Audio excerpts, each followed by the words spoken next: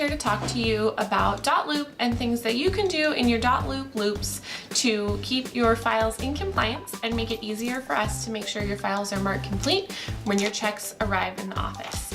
So when you're starting your loop, the first thing you want to do is make sure you're using the templates that are provided. So by using the templates that are provided, we can, all of our pre-designated required documents will have a placeholder that comes into your loop. So you can see that I just started a new loop. I selected a listing template, and then all of these placeholders for the required documents come in. So once the template is part of your loop, you want to make sure as you're adding documents that you are dragging and dropping them into the proper placeholders, or just automatically uploading them to the placeholder, which you can do by hovering over the placeholder and clicking add file. That allows you to add the file right from your computer directly into that placeholder. That makes Janice's life a lot easier. It keeps everything neat and tidy, so she knows exactly where to look for the documents that she needs to mark off so that we can mark your file complete and you can get paid on time.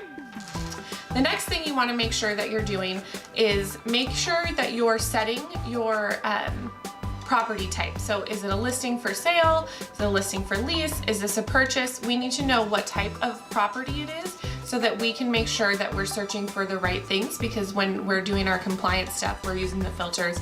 If you guys don't set your property types, we are unable to filter. So you'll want to make sure, you know, this is a listing for sale, and then active listing, and then you can change it to under contract or sold once it's done. So active listing, under contract. So next you can see when you put something under contract, it automatically pulls in a spot for you to add the purchase price as well as the closing date.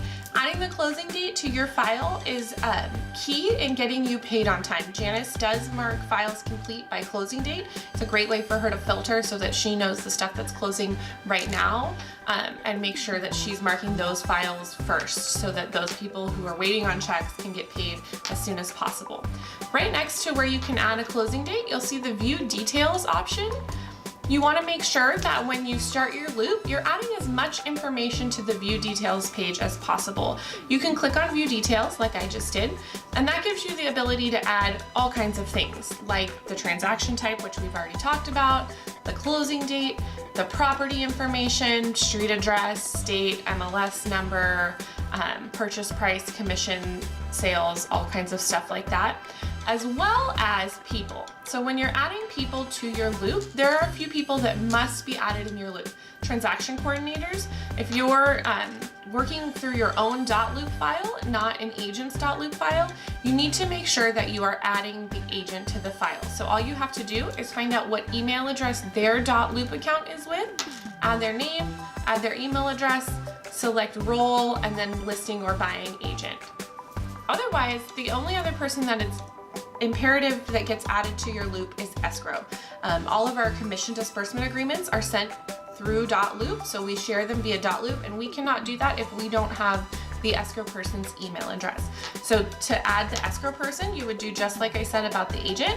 Type in their full name, Barbara Duncan, shout out to Barbara, and then you're going to also add her email address, and then select role, escrow, and title. You want to make sure that it is the escrow officer's email address, not a title rep's email address, because they're the ones who need the CDA to process your checks.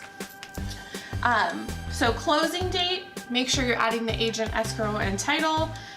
File types, and make sure you're filling in the details page and using the templates as well as the placeholders. Those are the things that are going to keep you in compliance and help us check your files quickly and efficiently so we can make sure that you get paid on time. We really appreciate your cooperation. Have a great day.